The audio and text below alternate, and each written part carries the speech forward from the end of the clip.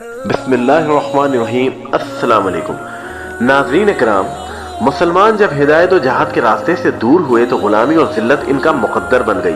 ہمارا تابناک ماضی ہماری پہچان ہے۔ تاریخ اسلام میں خلفائے راشدین کے بعد بہت سے مجاہد سلاطین گزرے جو بہت مشہور ہیں، جنہوں نے صلیبیوں کے دانت کھٹے کیے۔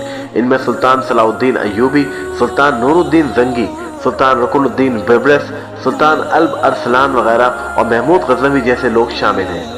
آج جو ہم تاریخ اسلام کے اس عظیم ہیرو کا ذکر کرنے جا رہے ہیں جس کا تعلق تو منگول قبائل سے تھا، لیکن اس عظیم مجاہد نے کعبے کی پاسبانی کی۔ حجاز مقدس کی مکمل پاسبانی کرنے والا اس عظیم مجاہد کا نام برکا خان تھا۔ برکا خان اسلام لانے سے قبل ایک منگول کمانڈر تھا اور چنگیز خان کا پوتا تھا۔ برکا خان کے والد کا نام جوجی خان اور والدہ کو سلطان خاتون کہا جاتا ہے۔ برکا خان کی تربیت میں اس کی والدہ کا بہت ہاتھ تھا۔ برکا خان کی والدہ ایک رحم دل عورت تھی، اس لیے اس نے برکا خان کی تربیت بھی انہی اصولوں پر کی تھی۔ سلطان خاتون بچپن سے ہی برکا خان کو قتل و غارت اور لوٹ مار سے بیزار کرتی آئی تھی، جو تاتاریوں کا شیوا تھا۔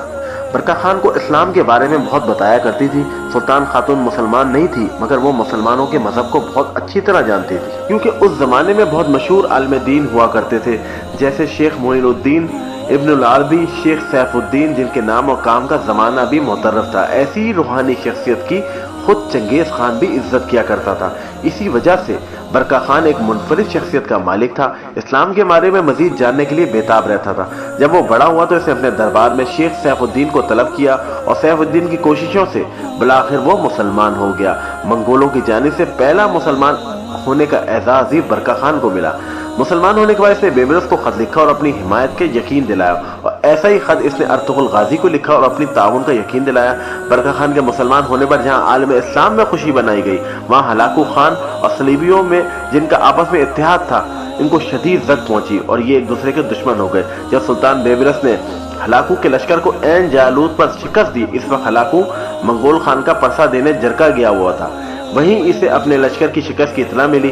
جرقہ سے فارغ ہو کر ہلاکو نے اپنے ساتھ 3 لاکھ کا لشکر لیا اور بیبرس سے انتقام کے مصر کو تباہ کرنے کے بعد حجاز مقدس جا کر مقدس مقامات پر حملہ کرنا تھا، جو اللہ کو منظور نہیں تھا۔ جس وقت وہ سفر میں تھا اور مصر کے پاس پہنچنے والا تھا، تبھی پہاڑوں کے اوپر سے برکا خان نے اپنی فوج کے ساتھ نمودار ہوا۔ اس سے قبل بیبرس نے تمام مصر اور حجاز مقدس کو خط لکھ کر برکا خان کے لیے خصوصی دعاؤں کا اہتمام کرنے کی درخواست کی۔ برکا خان وہ واحد ہیرو ہے جس کے لیے عالم اسلام میں سب سے زیادہ دعائیں کی گئی۔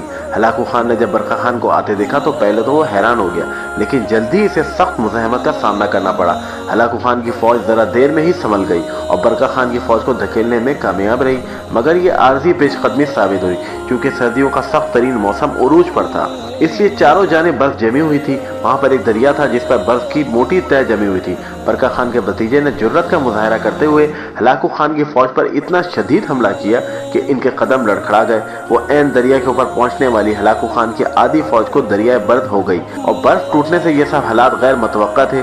برکا خان جو ایمان کی طاقت لے کر چلا تھا، بھلا اس کے آگے ہلاکو خان کی کیا اوقات تھی؟ تو اسی شکست میں ہلاکو خان کا بیٹا بھی مارا گیا اور خود ہلاکو خان بھی پسپا ہو کر فرار ہوا۔ برکا خان کی اس فتح کو تاریخی فتح حاصل ہے۔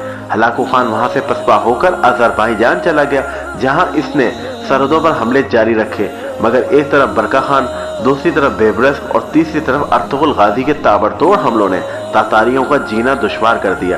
یہ پہلی بار ہوا تھا کہ تاتاری، جو خون خرابے کے علاوہ کچھ جانتے نہ تھے، ان شکستوں کے بعد وہ بھی ہلاکو خان کا ساتھ چھوڑنے پر مجبور ہوئے اور جان بچانے کے لیے مصر کا رخ کرنے لگے، جہاں مصر کے سلطان نے ان کو نہ صرف پناہ دی بلکہ ان کی خدمت کی، انہیں رہنے کے لیے مکان دیے۔ یہ حسن اخلاق دیکھ کر تاتاری مسلمان ہونا شروع ہوئے۔ برکا خان بہت ذہین اور خوش اخلاق تھا، جیسا کہ ہم لوگوں نے آپ کو بتایا کہ اس کی ماں کی تربیت میں اس پر گہرا اثر تھا، اس لیے وہ آگے چل کر ایک عظیم حاکم بنا۔ برکا خان 1206 میں پیدا ہوا اور 1266 میں شہید ہوا، لیکن اس مختصر دورانیے نے اس نے بہادری اور دیانت کے ایسے جوہر دکھائے جو مورخین بھی داد دیے بنا نہیں رہ سکے۔ دراصل یہ ایمان کی طاقت ہے، یہ سب مسلمانوں کو جوڑنے کا سبب ہے۔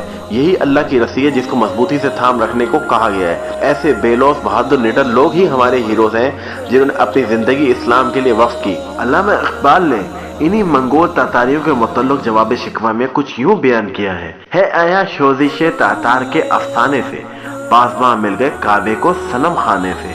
वीडियो पसंद आई तो इसको लाइक कीजिएगा, शेयर कीजिएगा और हमारे चैनल अल्लाह अज़्ज़ व जल को सब्सक्राइब करना ना भूलिएगा।